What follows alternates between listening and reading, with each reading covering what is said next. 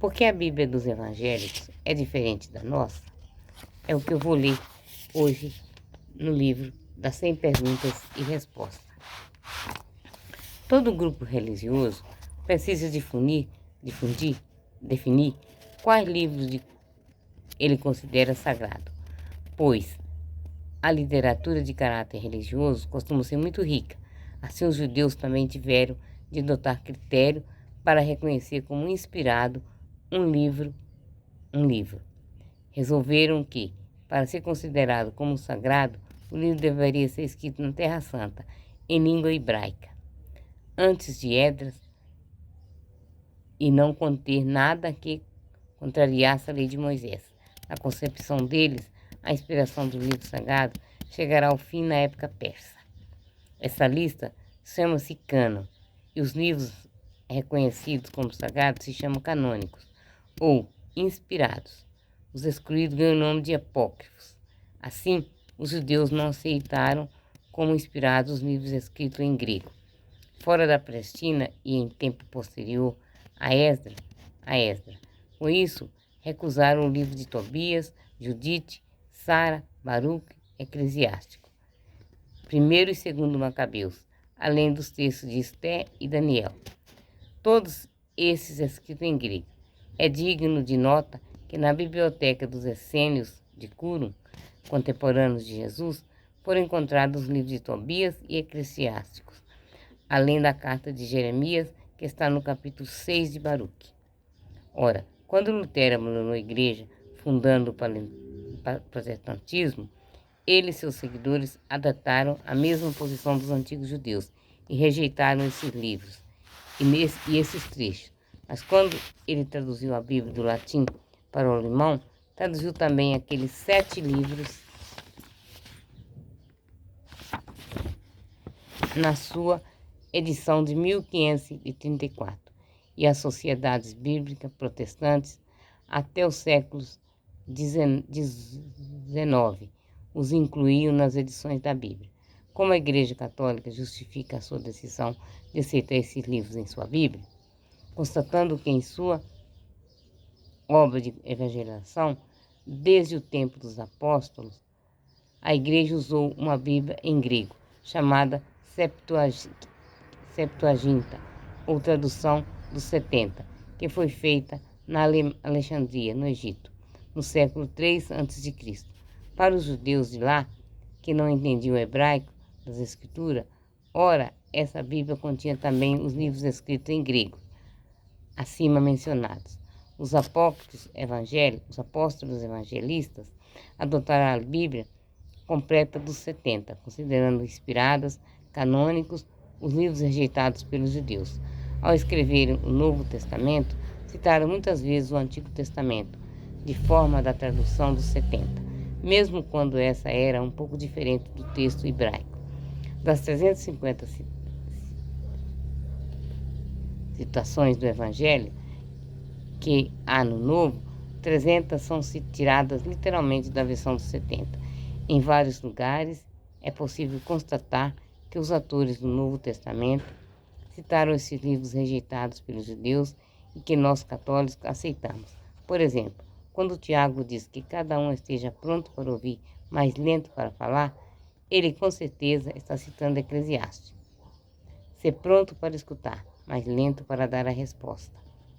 Em diversos concílios regionais ou ecumênicos, a Igreja apresentou a lista dos livros sagrados nos concílios regionais de Hipona, Cartago 3, Cartago 4, Tritulano e nos concílios ecumênicos de Florença, Trento e Vaticano.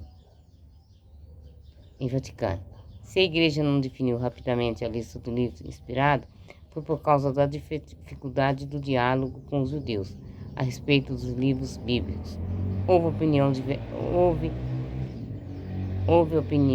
opiniões divergentes entre os primeiros autores cristãos, mas diversos escritos antigos traziam citações daqueles livros contestados, mostrando que eram como sagrados. Naquele momento de definir quais eram os livros sagrados, momento tão importante para a vida da Igreja, podemos imaginar que ela foi inspirada de todo modo especial pelo Espírito Santo.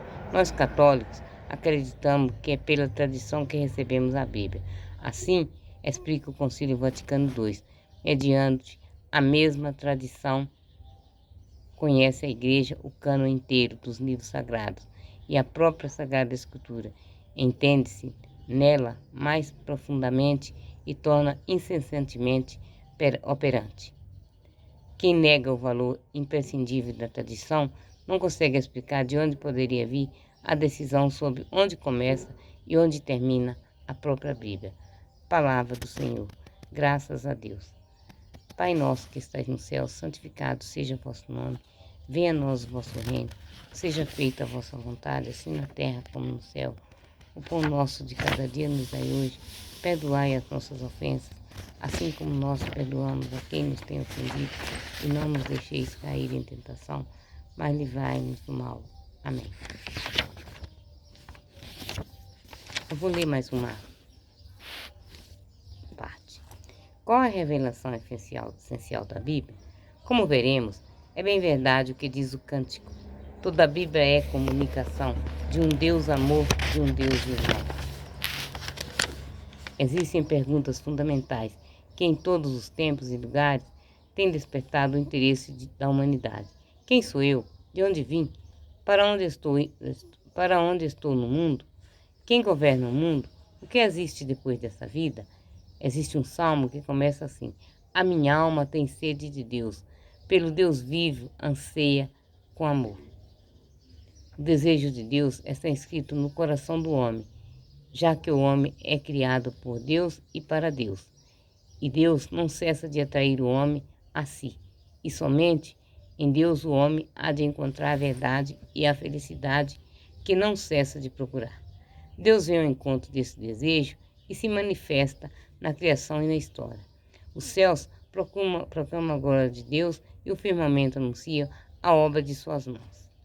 Aprove a Deus, em sua bondade e sabedoria, revelar-se a si mesmo e tornar-se conhecido o mistério de sua vontade, pelo qual os homens, por intermédio de Cristo, Verbo feito carne no Espírito Santo, têm acesso ao Pai e se tornam participantes da natureza divina. O projeto divino da revelação realiza-se no mesmo tempo por ações e por palavras intimamente ligadas entre si e que se iluminam mutuamente.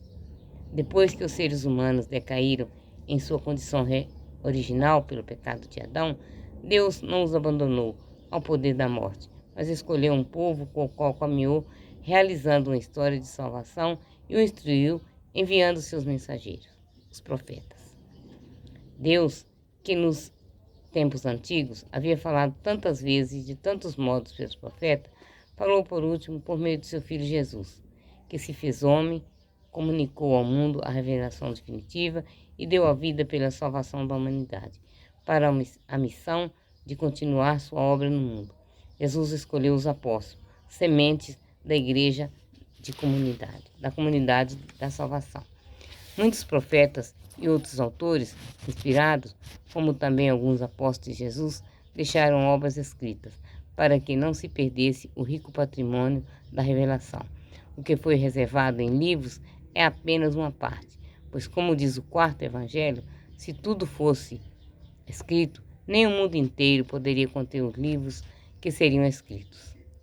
Ao contrário dos livros que a Igreja considera inspirado, damos o nome de Bíblia, ou Sagrada Escritura, que é a palavra de Deus enquanto redigida sob a moção do Espírito Santo. Cabe à Igreja a missão de transmitir e interpretar a revelação, ficando vigilante para não deixar o erro penetrar entre seus fiéis. Palavra do Senhor. Graças a Deus. Por hoje eu vou parar, meus irmãos. Que Deus abençoe a todos. Leiam, reflitam, deixem seu joinha. Seja membro do meu canal se puder. Se não puder, compre um Valeu Demais. Amém? E esse Valeu Demais é R$2. R$2 você não compra quase que nenhuma bala.